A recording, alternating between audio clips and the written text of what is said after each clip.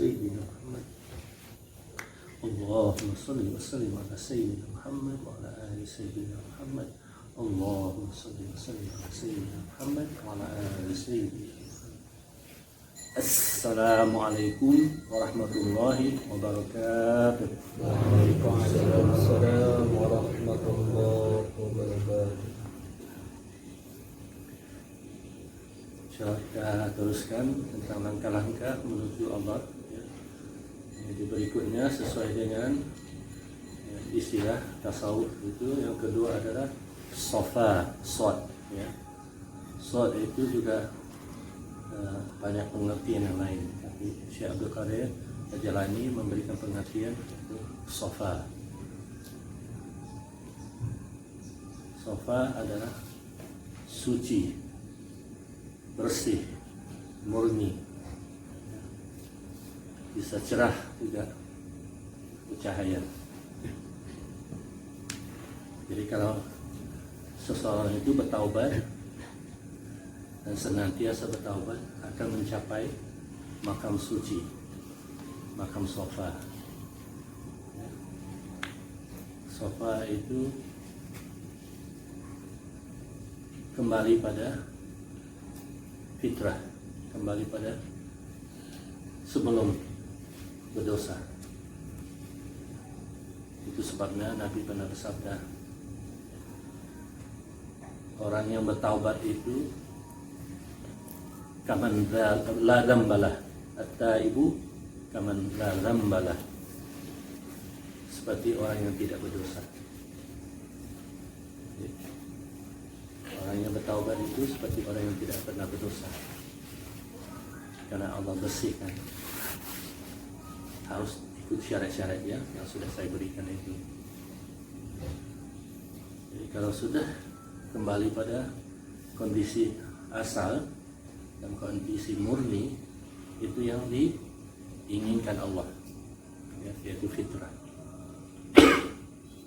Fitrah itu kita mengenal Allah dan hanya bersama Allah. Ketika kita tertarik pada dunia, itu sudah permulaan segala dosa.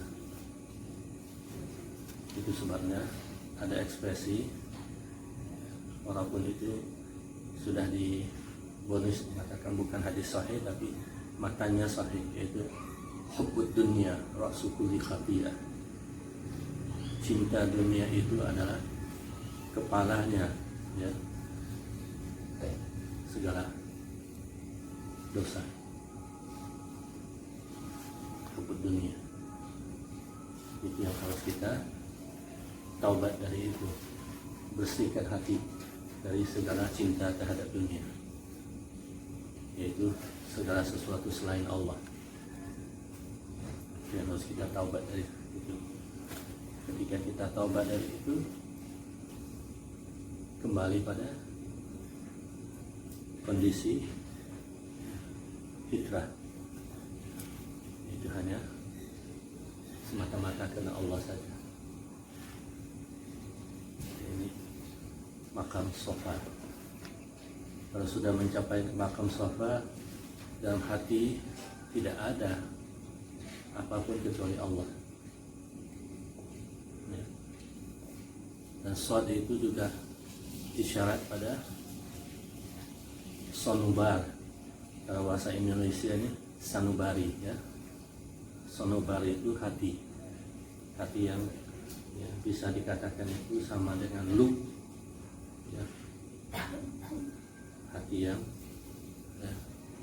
kalau di sini lub itu lubuk hati. Lubuk hati itu sonobar. Tapi untuk mencapai sonobar ini harus punya proses, yaitu, dan untuk mencapai kesucian sofa harus selalu sohbah, bersobat, sohbah dengan ahli sofa. Itu orang-orang yang sudah bersih, orang-orang yang hanya mau Allah saja, orang-orang yang sudah tidak ada aghyar, ya. Tidak ada tujuan lain kecuali Allah. Baru bisa kita dapat makam sofa. Kalau bersama orang yang akdar, yaitu lawannya sofa, orang-orang yang masih penoda, masih kotor, yaitu hatinya punya banyak selain Allah, kita akan terpengaruh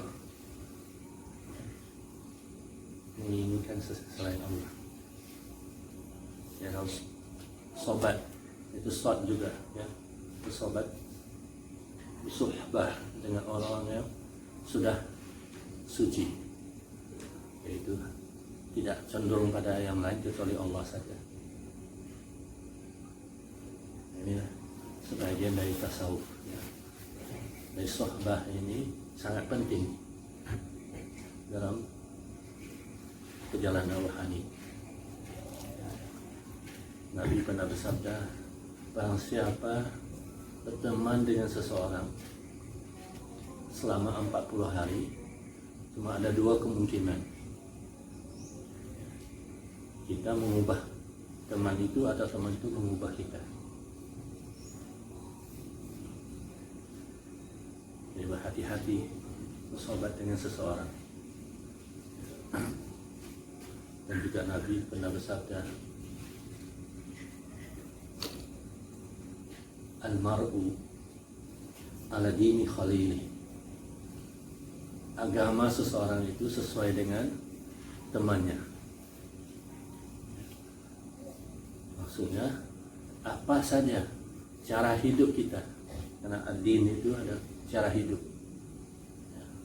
Bisa gaya hidup, bisa cara hidup, bisa segala yang berkaitan dengan kehidupan kita akan sesuai dengan siapa yang kita suka berteman. Sebuah guru saya sering mengatakan, kalau ingin mengetahui sesuatu, perhatikan siapa temannya.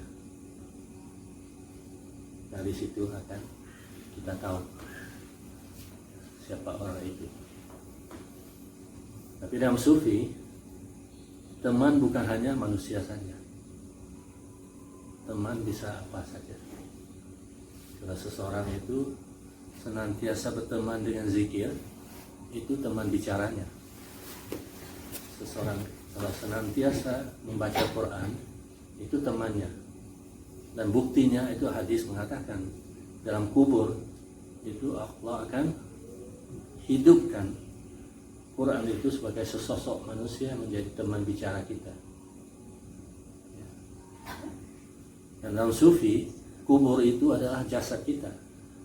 Berarti tidak perlu tunggu sampai masuk ke tanah. Sekarang juga. Jadi kalau kita terbiasa bersobat dengan Quran, berteman dengan Quran, Quran akan menjadi teman bicara kita. Nah, kalau sudah ada teman bicara dengan Quran, tidak pernah akan kesepian. Nah, tiap kali kita merasa sepi, Quran bicara dengan kita. Orang ahli zikir tidak pernah kesepian, karena zikirnya itu adalah temannya. Tapi yang lain juga benar. Orang yang suka gosip, gosip itu teman bicaranya. Apalagi lebih parah lagi, ya, perkara-perkara yang tidak baik, semua itu akan menjadi teman bicaranya. Dia bertambah sengsara. Karena ketika dia sudah, ya, sedih, dia sudah sengsara. Kemudian waktu dia tidak sedih, tetap berteman dengan kesengsaraan. Jadi bertambah sengsara. Kalau dia bahagia, dia berteman dengan kebahagiaan. Jadi waktu tidak ada apa-apa, dia tetap bahagia. Karena itu temannya. Paham sekarang? Itu sebabnya sangat penting membersihkan diri kita supaya kita tidak berteman dengan yang tidak baik. Inilah taubat yang sebenarnya. Kita tidak mau, ya, ada apapun yang mengganggu kita.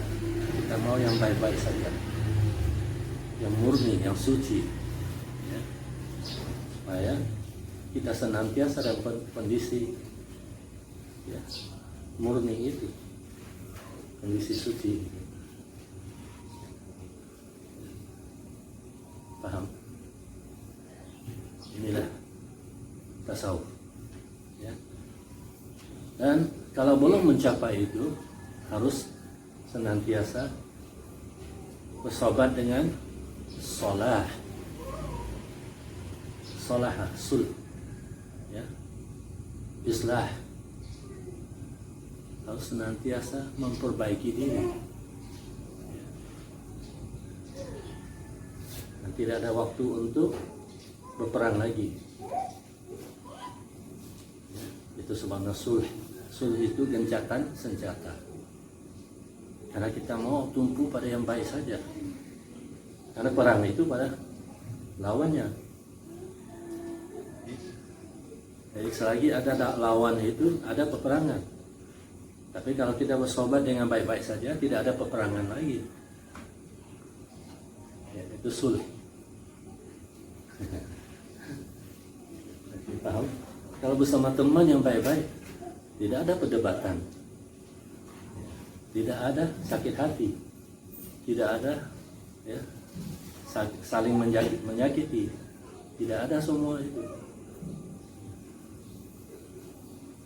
Itu semana harus senantiasa, sufi senantiasa memperbaiki diri supaya baik terus. Ya. Jadi bersobat dengan orang yang begitu, itu indikasi dalam banyak hadis itu harus pindah bersama orang-orang yang memperbaiki diri. Ya. Itu tentang yang membunuh 99 orang itu. Ya. Diperintahkan untuk berangkat pergi tinggal bersama orang yang berusaha untuk memperbaiki diri.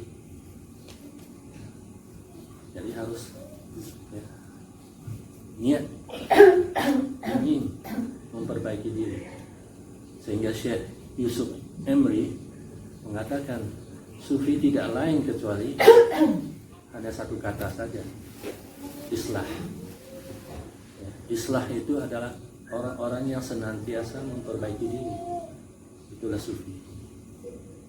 Nah, sufi itu akan mencapai satu tahap namakan soleh. Soleh itu karena sudah lama memperbaiki diri, ya, dan melakukan segala sesuatu sesuai tempat, waktu dan keadaan. Itu soleh. Soleh adalah melakukan sesuatu yang tepat, yang sesuai pada waktunya, pada tempatnya, pada keadaan. Berarti senantiasa harus memperbaiki diri. Ini tasawuf. Ya.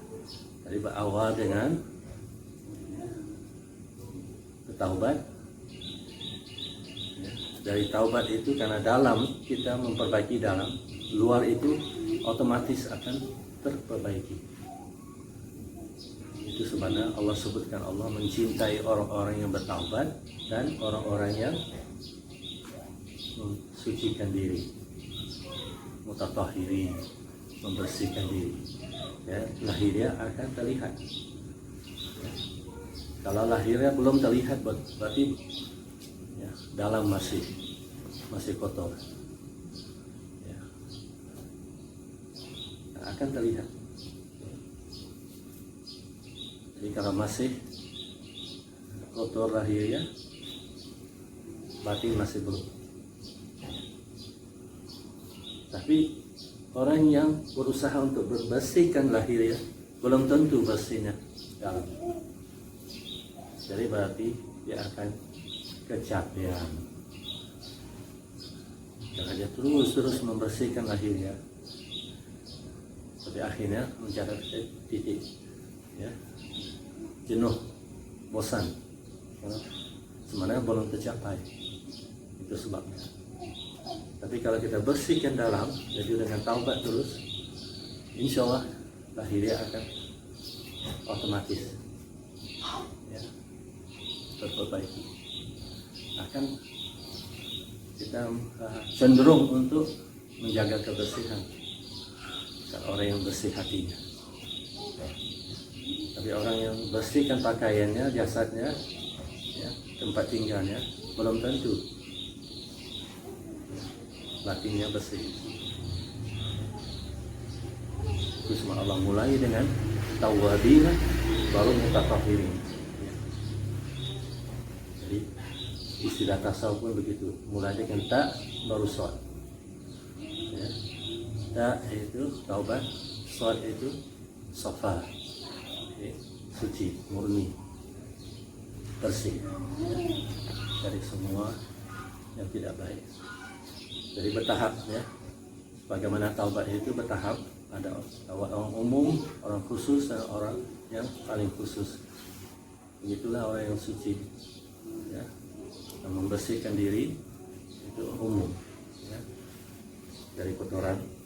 Kemudian ada yang khas, itu ada membersihkan dari sifat-sifatnya yang tidak baik. Kemudian yang paling khas itu membersihkan dari segala sesuatu selain Allah.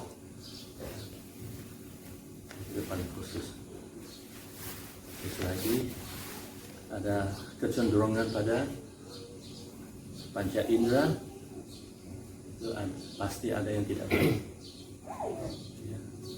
Karena panca indera itu selalu cenderung pada maksiat yang tidak baik. Pendengaran, penglihatan, ya, penciuman, ya, perasa, peraba, semuanya itu selalu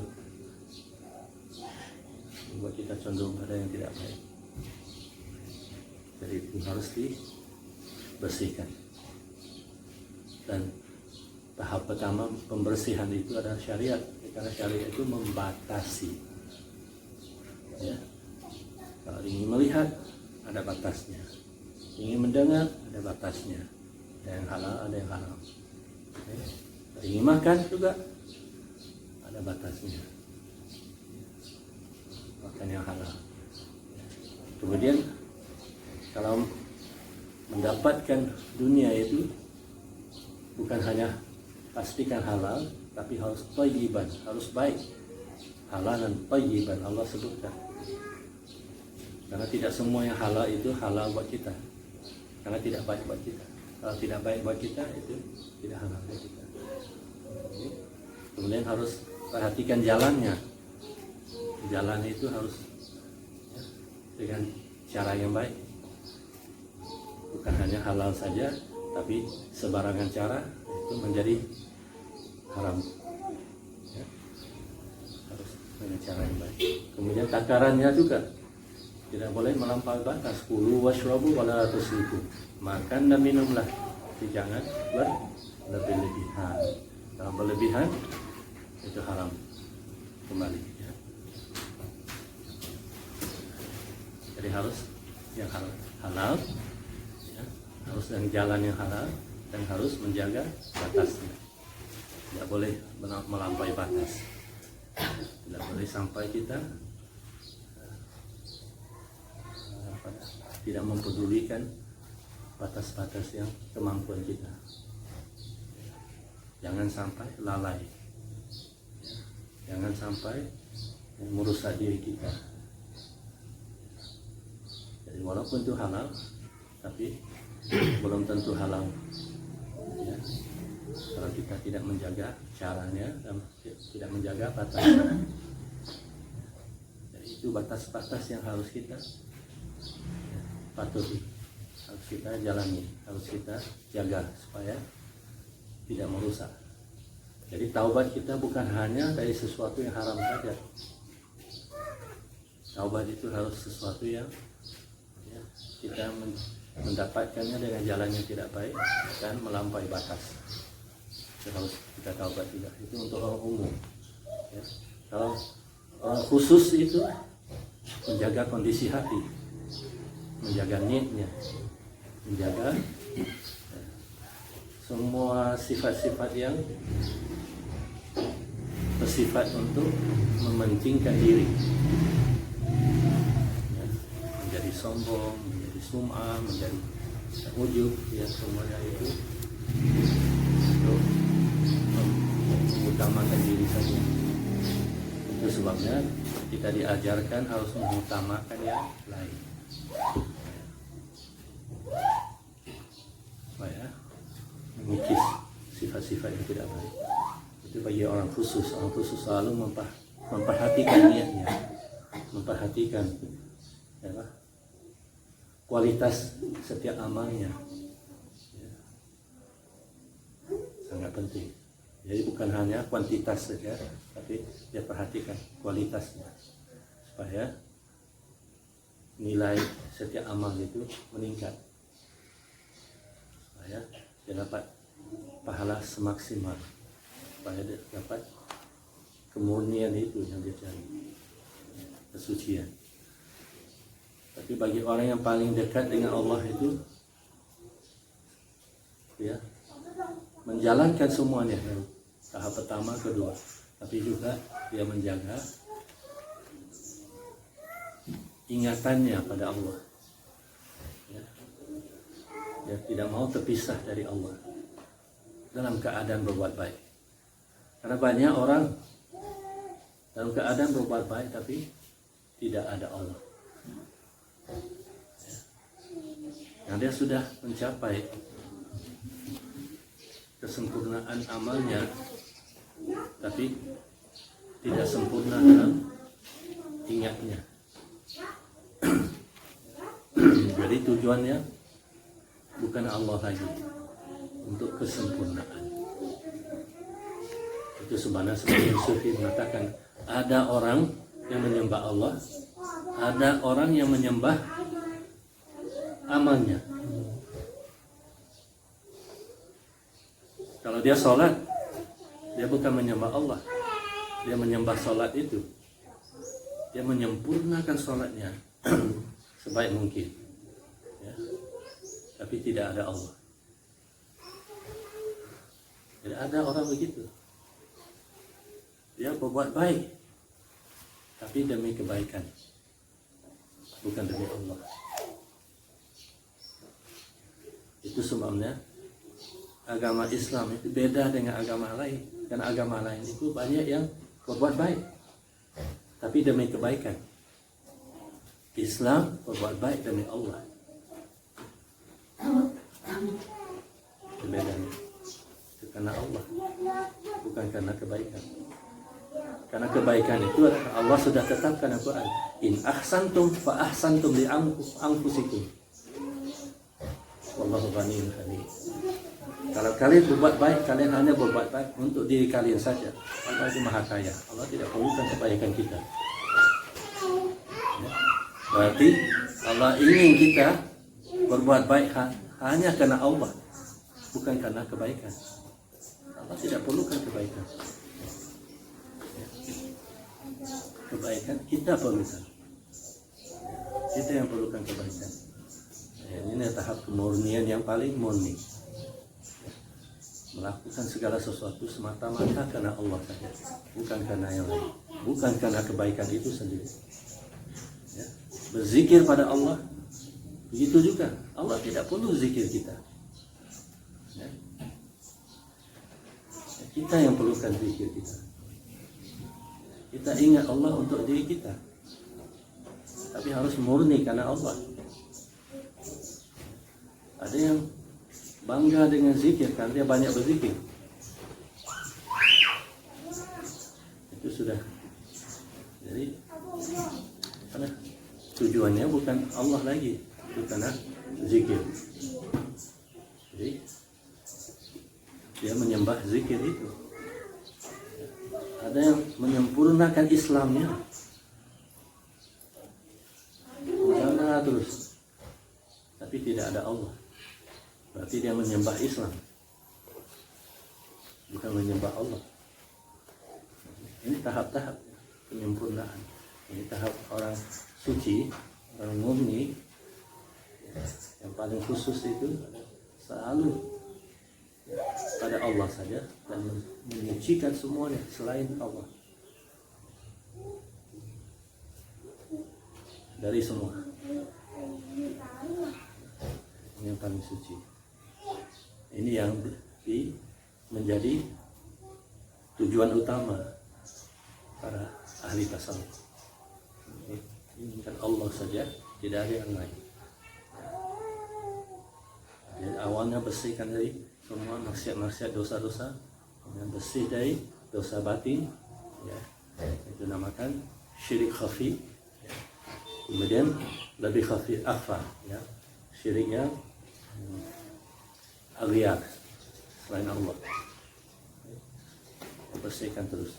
Berarti akan senantiasa dia harus melakukan itu, karena senantiasa selagi ada hidup, ada nyawa, senantiasa ada godaan, senantiasa ada yang lain.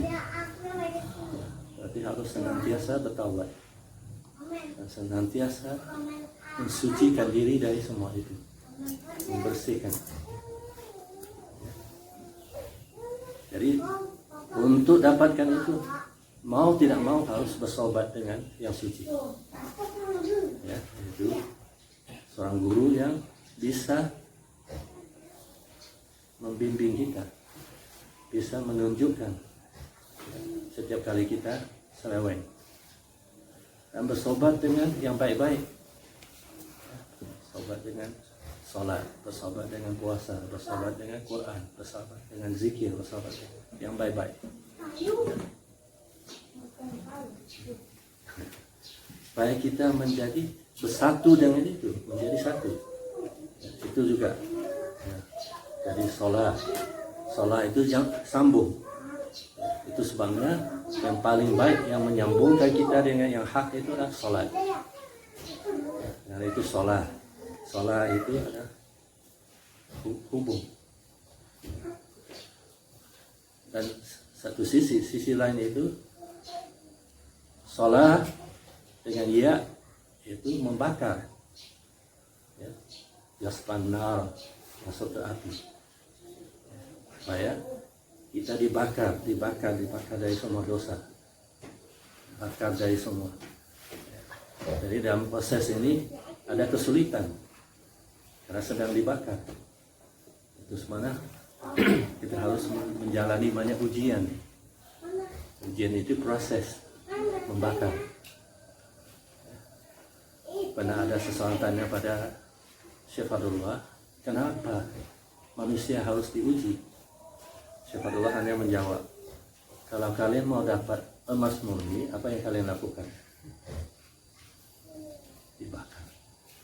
Dan dibakar. Ujungnya dapat emas murni. Begitulah, kalau ingin kemurnian hati harus diuji, berarti harus dibakar. Sampai satu saat dapat, ya, hati yang murni, seperti emas yang murni. Boleh menjawab dengan cara begitu, ya. Berarti itu salah satu hikmah di sebalik ujian, dibakar. Nah, ini dari shot juga, huruf shot. Ya. Nah, kalau sudah, nanti akan menjadi sholawah. Ya, itu sambung. Itu muncul salat. Ya, karena salat itu sudah terhubung. Ya, orang yang benar-benar salat itu orang sudah terhubung dengan hakikat. Ya, jadi kalau belum terhubung itu belum salat. Itu sebabnya diisyaratkan dengan naik. Mi'raj itu sudah naik, berarti sudah mau sampai. Ya, kalau masih di bumi, belum naik. Ya, itu yang dimaksudkan oleh Nabi. Dua orang berdiri sholat dalam jemaah itu, perbedaannya bisa langit dan bumi. Karena satu masih di bumi, satu sudah di langit. Ya sudah naik. Ya. Karena dia sudah mengalami, ya, sholat itu. Jadi sebagai penghubung dan sebagai bukti perlukan orang suci, dia harus salawat. Karena salawat itu dengan Nabi yang paling suci, manusia yang paling suci. Jadi dia bersobat dengan salawat, dengan kesucian itu. Jadi semakin murni, semakin cepat. Berarti orang yang paling banyak salawat itulah yang paling pertama bertemu dengan Nabi. Ya, lakukan itu supaya suci. Nah, kalau sudah suci bisa nyambung. Ketika sudah bisa nyambung bisa bersobat. Ya, kalau bisa bersobat itulah orang yang sudah punya sonoba, yang sudah punya hati. Ya. Berarti sebelumnya belum ada hati. Itu sebabnya sholawat menghidupkan hati. Ya. Kalau kita saat banyak bersolawat, hati akan terhidupkan. Dan buat saya, dari sekarang sampai hari kiamat nanti, tidak ada amalan yang lebih cepat menyampaikan kita pada Allah kecuali dengan salawat. Itu paling cepat. Kalau paham. Kalau tidak paham, tidak sampai-sampai juga. Harus paham, harus mengenal Nabi, berarti harus banyak bersalawat dan harus banyak mengenal Nabi. Ya, dengan cara maulidan, ya, karena maulid itu indah-indah menceritakan tentang Nabi. Ya, sangat penting. Dan kita harus mengenal Nabi, baca sirah, ya, sejarah tentang Nabi, baca hadis-hadis, karena semua itu tentang Nabi, dari Nabi atau tentang Nabi, ya. Yaitu ucapan Nabi ataupun perbuatan Nabi ataupun sifat-sifat Nabi. Nah, itu para sufi membagikan, ya. Kalau ucapan Nabi itu syariat, tidak ada hadis walaupun tidak sahih, karena itu diteruskan oleh para sufi saja. Asy-syari'atu aqwali. Syariat itu adalah ucapanku.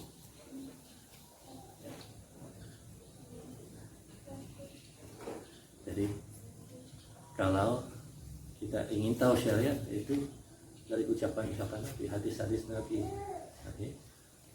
Kalau tarikat, cara itu adalah af'ali.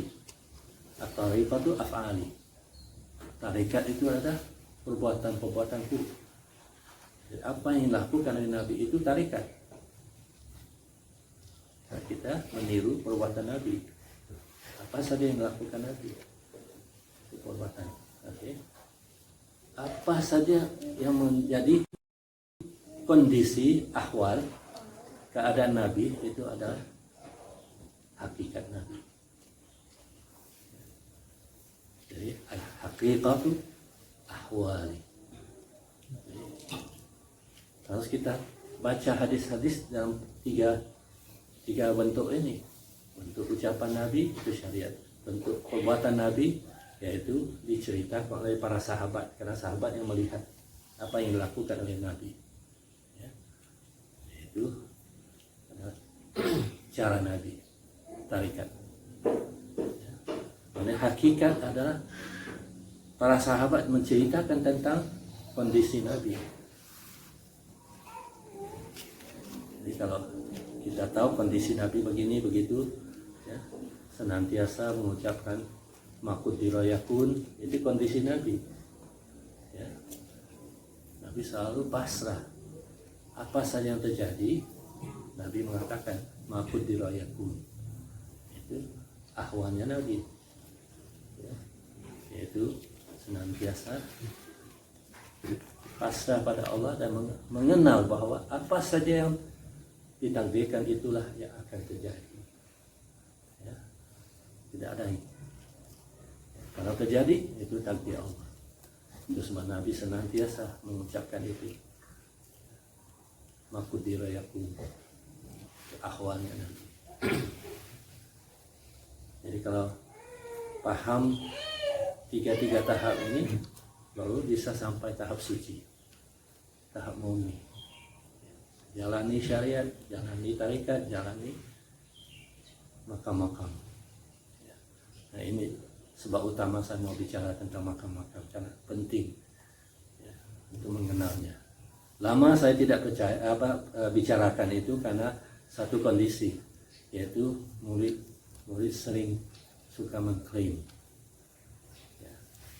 Dia tahu sedikit saja langsung mengatakan, oh saya begini, saya begitu. Ya. Dia baca hadis langsung yang paling tinggi. Oh saya ini tahap yang paling akhir ini. Padahal dia belum melalui tahap pertama, kedua, ketiga, langsung ke akhir. Sering terjadi. Jadi saya ingin untuk menjelaskan supaya tidak langsung mengklaim. Ya, tidak melalui syariat, tidak melalui tarekat, ya sudah suka melompat ke atas, malah mengklaim ya, lebih dari itu. Akhirnya sudah masuk ke alam, ya sudah paham hafal. Ya. Dia belum memahami alam mud, apalagi malakut, apalagi jabarut, ya. Tapi sudah masuk alam hafarut, ya. Padahal semuanya itu adalah sifat-sifat Allah. Belum ya, masuk ke hakikat Allah. Wal malaku kadza kal jabarut fa kulluha nu'ud wadzatu musamma. Allah Allah Allah Allah ya Maulana. Allah Allah Allah Allah ya Maulana. Semuanya itu sifat yang kita mau itu mencapai zat Allah yang maha suci, yang maha murni, yang tidak bisa kita pikirkan tapi bisa dirasakan. Ya, berarti selagi kita bisa menafsirkannya, selagi kita bisa mengatakan kita begini, kita begitu, bukan. Dan kita bukan apa-apa. Ya, itu kemarin saya pasang. Sufi adalah orang yang ingin menjadi bukan apa-apa. Tapi itu sulit karena selalu mau jadi apa? Ya. Jadi sesuatu. Sufi yang benar itu mau sirna, tapi kebanyakan mau wujud. Ya. Itu masalahnya. Nah, Allah sudah menetapkan kullu man 'alaiha fan. Semuanya akan fana, akan sirna. Cuma Allah saja yang kekal abadi. Tapi nafsu selalu mau mengklaim keabadian itu, kewujudan itu. Nah, disitulah kita baru bisa paham. Wujuduka dzambun. Wujud kalian itu adalah sebuah dosa. Karena keinginan kita untuk wujud itu yang dosa. Kalau Allah mewujudkan kita itu tidak dosa karena Allah yang ingin. Keinginan kita untuk wujud itu yang menjadi dosa. Mau jadi sesuatu, mau dikenal, mau dipuji, mau diapresiasi. Ya, sering kita patah semangat karena tidak diapresiasi. Ya. Karena keinginan wujud kita ingin wujud, kita ingin diketahui, kita ingin anggap ada. Ketika kita tidak ingin, yang ada itu Allah.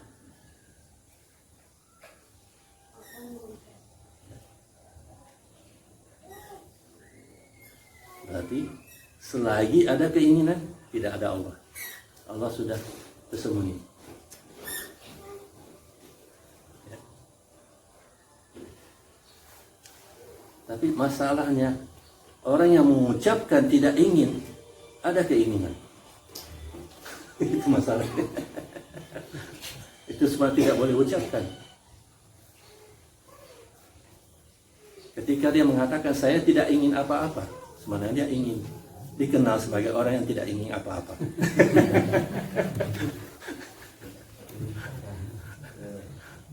Itu semua tidak boleh diucapkan. Karena masih ada keinginan. Itu jebakan. Ya. Apa lagi mengatakan saya ini, saya itu, sudah banyak keinginan. Ya. Jadi harus bersihkan, taubat dari itu, taubat sampai tidak ada. Ya. Sampai suci dari semua kelainan. Ya. Kalau kelainan ini lain lagi ya. Maksudnya lain selain Allah. Ya, istilah-istilah itu sangat terkadang rancu. Jadi kacau.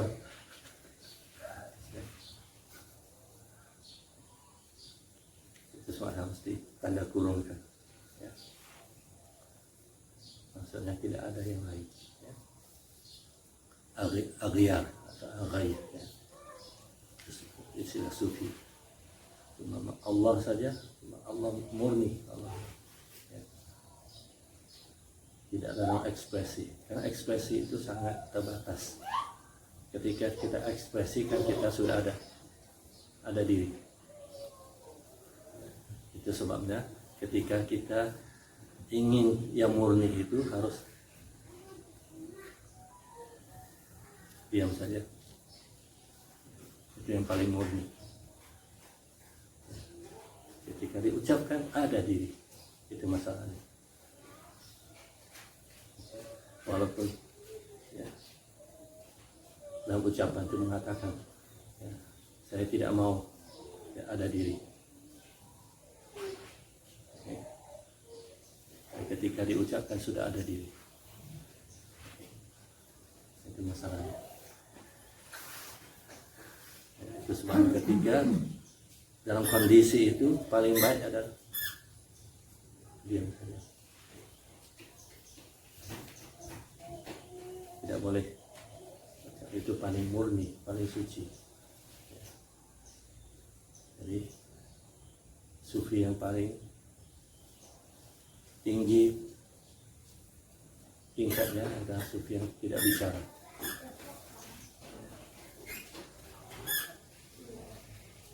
Itu semakna banyak suka menyendiri. Kenapa? Kalau dia bersama yang lain, ya harus berbicara. Kalau harus berbicara, sudah ada yang lain. Kalau dia diam saja, tidak ada yang lain. Ketika bicara, banyak yang lain masuk.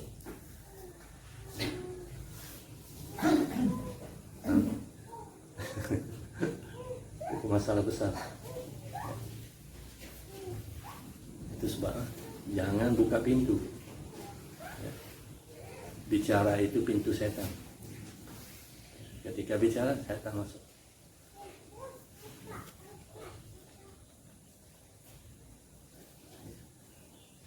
Sedapat mungkin. Tapi yang banyak orang susah disuruh diam. Itu semua Sayyidina Ali mengatakan, diam sehingga diminta bicara. Jangan bicara sehingga diminta diam. Ya, banyak orang harus diminta diam. Bicara terus. Ya. Tapi lebih baik diam sehingga diminta bicara. Itu paling baik. Berarti murid-murid harus lebih banyak diam sehingga diberi izin untuk bicara. Ketika diminta izin untuk bicara, bicara seperlunya. Bukan, oh saya dapat izin bicara terus. Tidak, seperlunya saja. Oke. Itulah kondisi murni. Murni itu adalah bicara seperlunya. Kadang memang perlu bicara, tapi kebanyakan waktu tidak perlu. Karena bicara itu lebih merusak. Karena sering kondisi hati kita ketika kita bicara tidak bisa menerjemahkan kondisi hati dengan benar karena keterbatasan bahasa. Ketika kita bicara, yang mendengar juga mengalami keterbatasan, yaitu pemahamannya. Jadi sering apa yang kita ingin sampaikan itu tidak tersampaikan karena sudah diterjemahkan oleh tadinya seseorang. Ketika masuk ke hatinya lain, ya, tidak sama lagi seperti yang kita inginkan. Itu sebabnya para sufi mengatakan yang paling baik itulah ketika bertemu guru, coba sedapat mungkin tenangkan diri kita, tidak berbicara luar atau dalam. Karena ada yang diam, mulutnya diam tapi dalam banyak bicara. Ya, kita harus diam juga, baru bisa dapat pembicaraan hati, dari hati ke hati. Dan itu tidak pernah akan salah. Ya. Itu sebabnya Sayyidina Ali pernah berkata, ucapan dari hati akan jatuh pada hati. Ucapan dari mulut tidak akan menembus di telinga. Karena ketika sampai ke telinga dia sudah menafsirkannya. Jadi ketika sampai ke hati menjadi sesuatu yang lain. Jadi lebih baik dari hati ke hati. Nah itu harus bersobat, ya.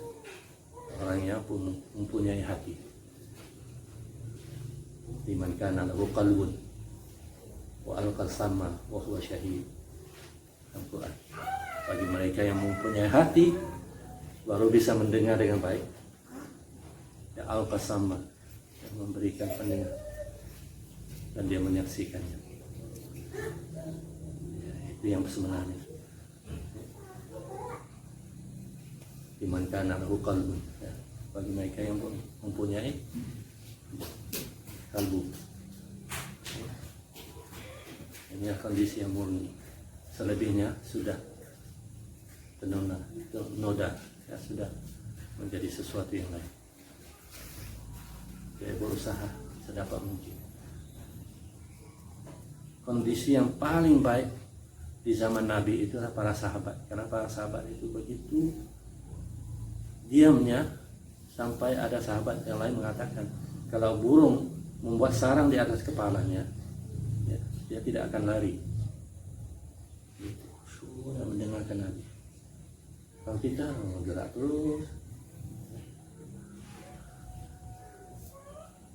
itu khusyuknya bersama Nabi, ya.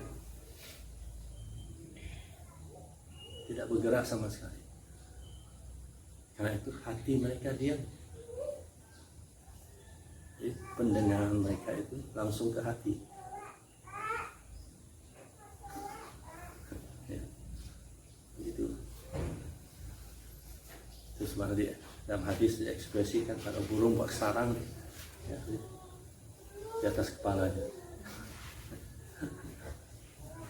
Sampai begitu.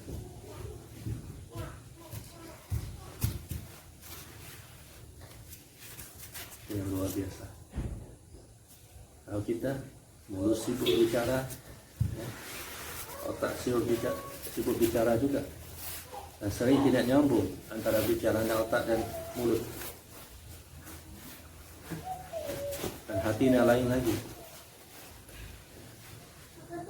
Yang dimasukkan Ibnu Arabi mengatakan seharusnya mukmin itu sendirian dia berjemaah, karena semuanya ikut hatinya. Tapi yang bukan mukmin itu terpisah-pisah, akalnya lain, hatinya lain, nafsunya lain. ruhnya lain semua.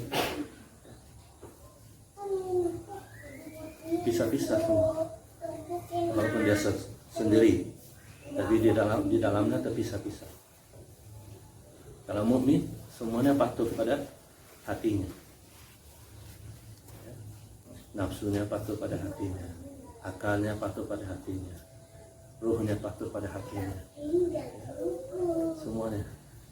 Tapi seluruh anggota badannya patuh pada hatinya. Berarti jemaah. Jadi ketika dia sholat, dia berjemaah. Jemaah yang berbeda. Ya. Kebanyakan sholat itu pikirannya lain, hatinya lain. Tidak ada jemaah.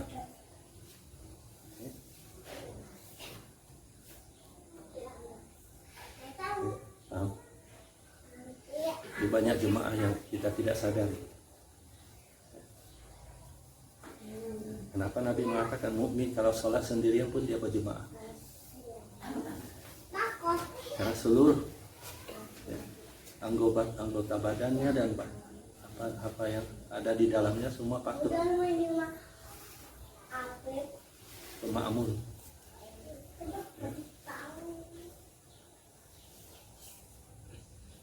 Paham? Ini kondisi suci, kondisi murni.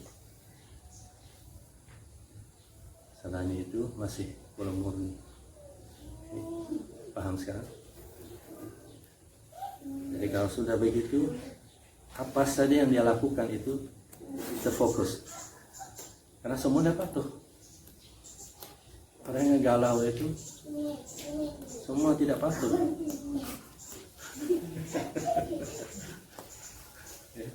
Tidak ada jemaah. Itu sebenarnya terkadang dia mau ke sini, dia ke sana. Dia mau beli ini tapi beli yang lain.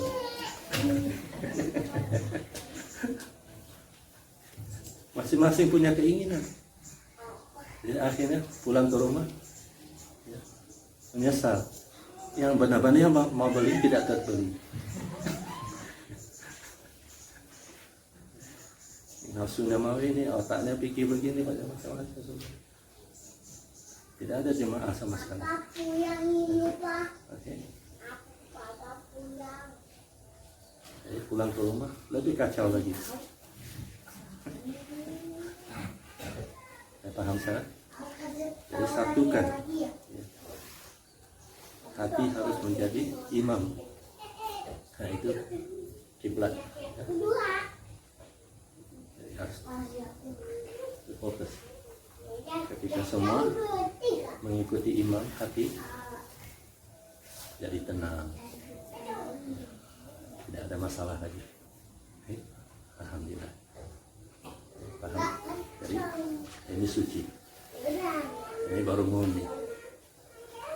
Selebihnya itu sudah mengotori semua.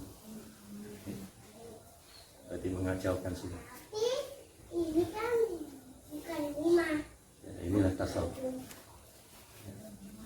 Tasawuf itu ikut. Ya, jadi ikut syariat Nabi, ucapan Nabi. Ikut perbuatan Nabi, itu tarikat Nabi. Ikut kondisi Nabi, ya, ahwal dan maqam Nabi, itu hakikat Nabi. Ya. Jadi keseluruhan itulah ma'rifah. Jadi mengenal syariat Nabi, mengenal tarikat Nabi, mengenal hakikat Nabi. Disitulah ada ma'rifah. Kalau bisa mengenal diri kita, karena sudah mengenal Nabi, sudah mengenal diri kita.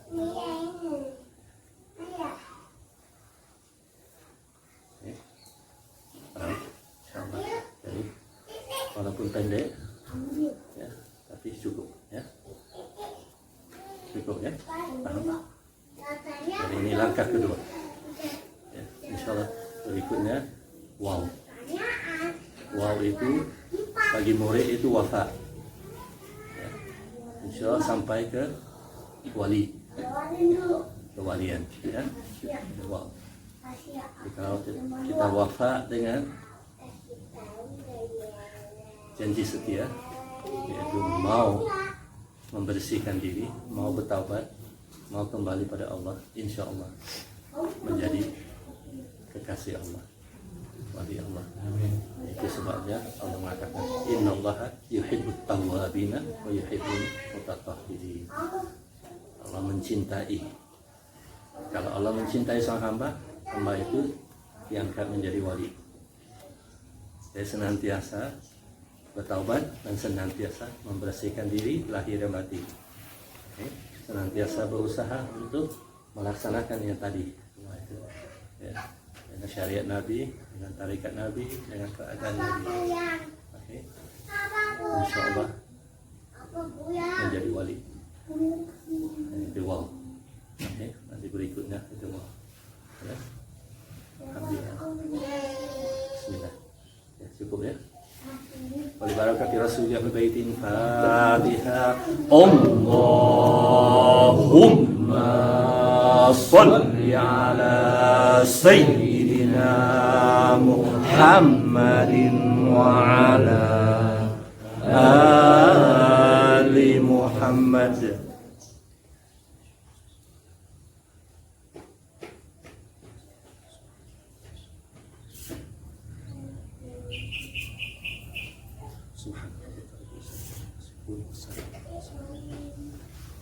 Allahumma rabbana ya rabbana taqabbal minna bismika ya Allah.